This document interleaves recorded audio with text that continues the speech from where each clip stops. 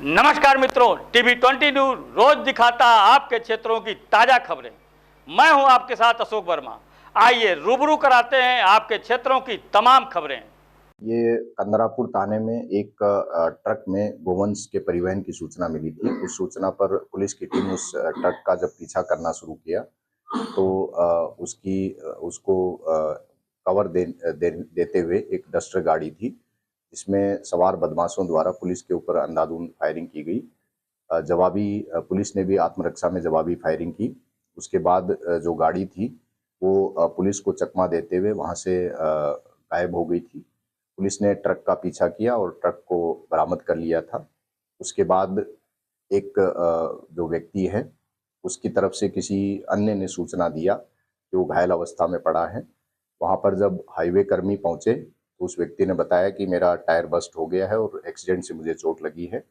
यही सूचना उसने मौके पर पहुंची 112 पुलिस की टीम और जो एम्बुलेंस के कर्मी हैं उनको ये सूचना उन्होंने दिया। वहां से पुलिस और एम्बुलेंस के माध्यम से उसको डिस्ट्रिक्ट अस्पताल में पहुंचाया। एम्बुलेंस कर्मियों को रास्ते में भी उसने एक्सीडेंट से अपनी घायल होने की सूचना दी। क्योंकि ये चीज़ें विरोधाभासी प्रतीत हो रही थी और इसमें कुछ संदिग्ध चीज़ें नज़र आ रही थी, इसलिए थानाध्यक्ष जो है उसको तलाश करते हुए अस्पताल पहुंचे और वहां पे उन्होंने ये पूछा कि एक रोड ट्रैफिक एक्सीडेंट बताकर एम्बुलेंस द्वारा कोई व्यक्ति भर्ती हुआ है। संभवतः इसी में जो है ये कंफ्यूजन हुआ। जबकि पुलिस ने जब उससे सख्ती से कड़ाई से पूछताछ की तब उसने ये सारी कहानी बताई कि वो किस तरह से उसको रेकी करते हुए कवर फायर कर रहा था और उसको गोली लगी है, गोली लगने से वो घायल हुआ है। पुलिस ने विधिवत तरीके से उसका मेडिकल कराया है और आगे की विधिक कार्रवाई प्रचलित है। इसमें उस व्यक्ति द्वारा पूर्व में जो भी बातें जिन कर्मियों को बताई गई थी उनके कुछ वीडियो, ऑडियो और कॉल के ऑडियो, इस तरह के कुछ साक्ष्य हैं जो पुलिस के पास इस पूरी कहानी को सच्चाई निकालने में भी मददगार साबित हुए और साक्ष्य के तौर पे भी पुलिस के पास मौजूद हैं जो विवेचना में काम आएंगे। अब घायल कैसी है? घायल की हालत गंभीर जरूर है लेकिन स्थिर है। अभी डॉक्टरों ने बताया कि उपचार चल रहा है। सर, एक वीडियो जो उसका अपराधी का था, उसमें वो बता रहा था कि उसका टायर फटने से एक्सीडेंट हुआ है उसका, तो इसकी जाँच किस तरीके से पुलिस ने की?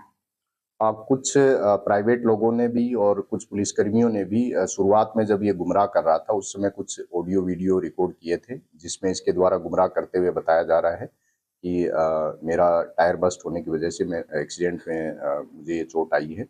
बाद में जब उससे पूछताछ की गई कि उसने गुमराह करने का प्रयास क्यों किया, तो उसमें उसने स्पष्ट बताया कि वो चूंकि गाड़ी को कवर कर रहा था, रेकी कर रहा था और इसी दौरान उसके और उसके साथियों द्वारा अंधाधुंध फायरिंग की गई। उस समय उसका कहना है कि उसे ये नहीं पता था कि किसी व्यक्ति या पुलिस को गोली लगी है अथवा नहीं लगी है और साथ ही वो किसी के साथियों को कवर फायर देने के आरोप से वो बचना चाह रहा था। इसलिए उसका प्रयास था किसी तरह से वो भ्रमित करके और यहाँ से अस्पताल में चिकित्सा व्यवस्था करा के और उसके बाद सुरक्षित किसी दूसरे सेंटर में इलाज के लिए निकल जाए और इन आरोपों से और ये जो उसकी संलिप्तता थी इनसे वो बच पाए, इसके लिए उसने बताया कि उसने ऐसा प्रयास किया था। तो सर, इसका मतलब कि जो डॉक्टर का बयान जो था, कहीं न कहीं मिसअंडरस्टैंडिंग इसी वजह से हुई क्या कि उसने आके एक्सीडेंट बताया था और डॉक्टर्स को लगा कि फायर इंजरी है? देखिए, उसको अस्पताल में 112 और जो एम्बुलेंस कर्मी मौके पे पहुंचे थे उसकी मदद से उसको एम्बुलेंस के माध्यम से अस्पताल में भर्ती कराया था।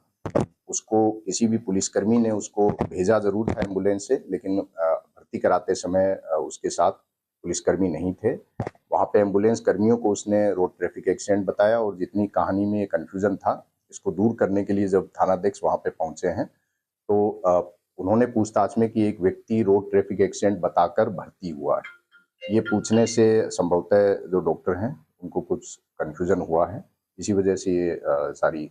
उसके साथ कुल कितने लोग सवार? जो उसने बताया है 5-6 और लोगों के नाम उसने बताया है। कुछ लोग उसके साथ डस्टर गाड़ी में थे जो अंधाधुंध फायरिंग चारों तरफ कर रहे थे। पीछे भी उसके कुछ लोग बैठे थे, उन्होंने भी फायरिंग की है और कुछ लोग जो है वो ड्राइवर सहित ट्रक में सवार थे जो गोवंश का परिवहन कर रहे थे, जो बरामद किया गया।